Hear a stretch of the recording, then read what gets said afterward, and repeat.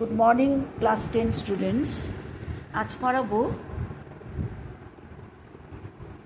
বাংলা ভাষার বিজ্ঞান। লিখেছেন রাজশেখর বসু।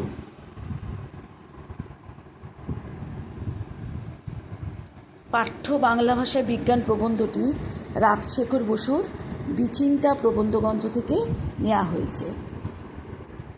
এখানে লেখক বলেছেন, বিজ্ঞান বিষয়ক বাংলা গ্রন্থ মূলত দু ধরনের মানুষদের জন্য লেখা হয়। যারা ইংরেজি জানে না বা খুব জানে, আর যারা ইংরেজি জানে এবং কম বেশি ইংরেজি ভাষায় বিজ্ঞান পড়েছে। অর্থাৎ আলোচ্য প্রবন্ধে লেখক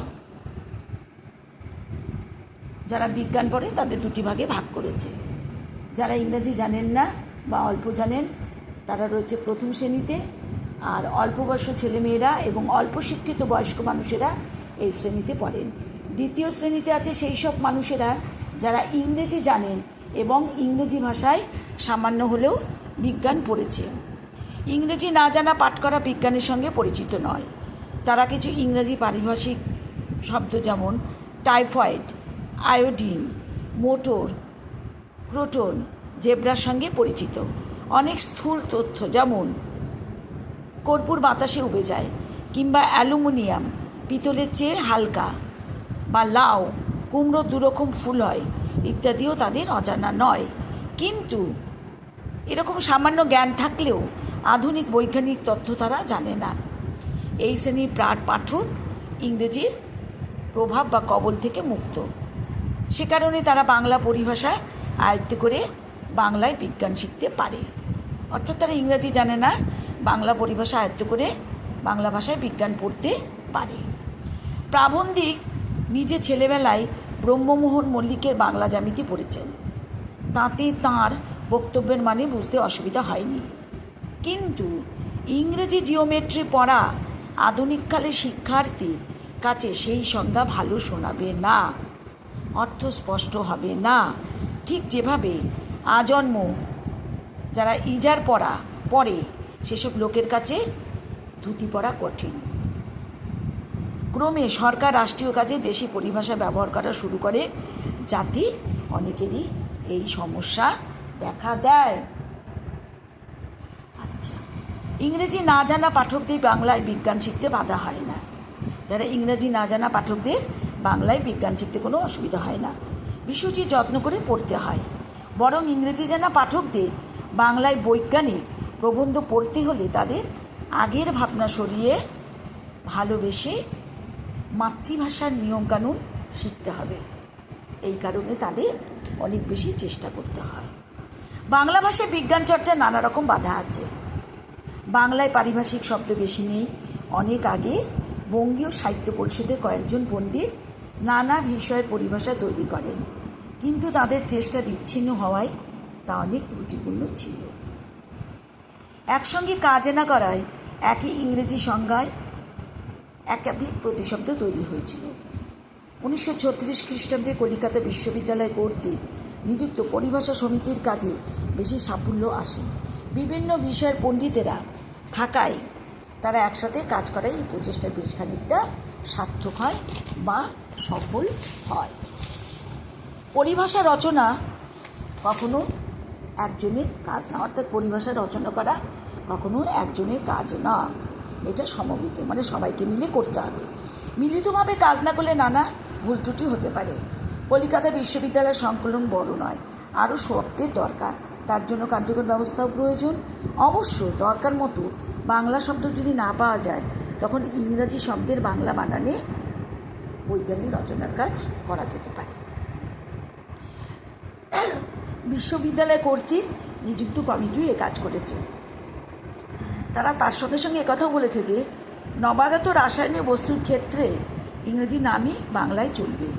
উদ্ভিদ ও পানির জাতিবাচক বা সার্বজাতিক ইন্টারন্যাশনাল নামও বাংলায় ব্যবহার করা যায়, যেমন ম্যালভাসি, ফার্ন, আর্থ্রোপোডা, ইনসেক্টা, এগুলো ইংরেজি নামই বাংলায় চলবে। পাশ্চাত্য দেশের তুলনায় এদেশীয় বৈজ্ঞানিক জ্ঞানও কম নয় বৈজ্ঞানিক জ্ঞান কম। প্রাথমিক বিজ্ঞানের সঙ্গে কিছুটা পরিচয় না থাকলেও বৈজ্ঞানিক প্রবন্ধ বোঝা কঠিন ব্যাপার। ইউরোপ আমেরিকার পপুলার সায়েন্সে লেখা সাধ্য, সাধারণ মানুষ সেটাও বোঝে, কিন্তু এদেশে আমাদের সেরকম কোনো অবস্থা বা কাঠামো নেই। বয়স্কদের জন্য যা লেখা হয় তাও প্রাথমিক বিজ্ঞানের মতো গোড়া থেকে না লিখলেও বোঝা যায় না। বিজ্ঞান বিষয়ক লেখকদের এটি জানা দরকার। কালক্রমে এদেশে বিজ্ঞান শিক্ষার বিস্তার হলেও অসুবিধাও দূর হবে, আর তখনই বৈজ্ঞানিক সাহিত্য লেখা অনেক সহজ হবে। বিজ্ঞান আলোচনা রচনা পদ্ধতি অনেক লেখকই আয়ত্ত করতে পারে না। অনেক সময় তাদের ভাষা আড়ষ্ট ও ইংরেজির আক্ষরিক অনুবাদ মাত্র হয়ে পড়েছে। এই দোষ থেকে মুক্ত হলেই বাংলায় বৈজ্ঞানিক সাহিত্য রচনা সুপ্রতিষ্ঠিত হবে। অনেক লেখক মনে করেন যে ইংরাজি শব্দের অর্থ ব্যাপ্তির সঙ্গে বাংলা প্রতিশব্দের সবসময় মিল থাকা যায়, সাযুজ্য থাকা যায়। এজন্য অনেক সময় তারা অদ্ভুত শব্দ ইউজ করেন। কিন্তু বাংলায় অর্থভেদে বিভিন্ন শব্দ ব্যবহার করা উচিত।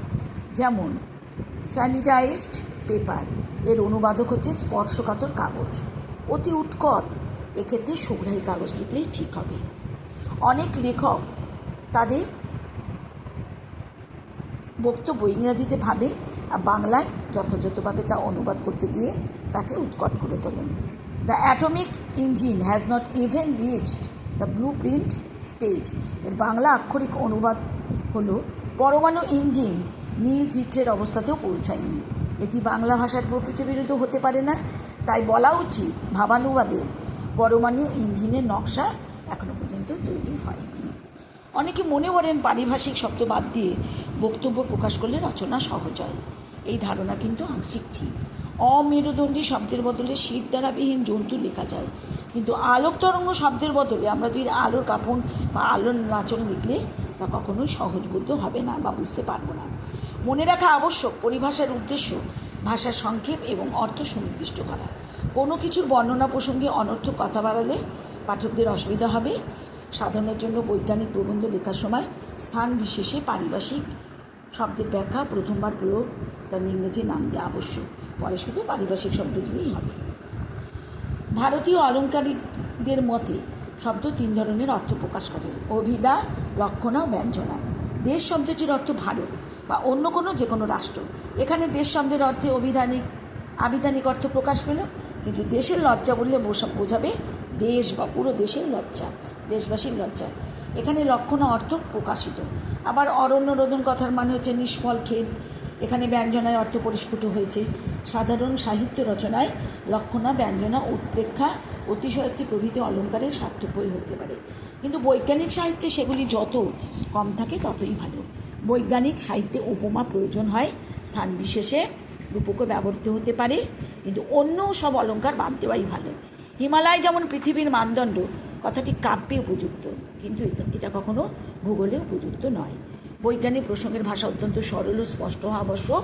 সব লেখকেরই এই কথা মনে রাখা উচিত। বৈজ্ঞানিক প্রবন্ধের লেখক অল্পবিদ্যা ভয়ঙ্করী প্রবাদের প্রমাণ পেয়েছেন। একদিন একটি পত্রিকায় প্রাবন্ধিক দেখেন যে তাতে লেখা অক্সিজেন বা হাইড্রোজেন স্বাস্থ্যকর বলে বৈজ্ঞানিক কোনো যুক্তি নেই। তারা জীবের বেঁচে থাকবার পক্ষে অপরিহার্য অঙ্গ মাত্র, তবে ওজোন গ্যাস স্বাস্থ্যকর। প্রাবন্ধিকের মতে এই ধরনের লেখা ভুল ও সাধারণ পাঠকের পক্ষে মারাত্মক ক্ষতিকর। সুতরাং পত্রিকা সম্পাদকের উচিত বৈজ্ঞানিক রচনা প্রকাশের আগে তা অভিজ্ঞ লোক দিয়ে যাচাই করে নেওয়া। ঠিক আছে, আজ এই পর্যন্ত থাক। Thank you.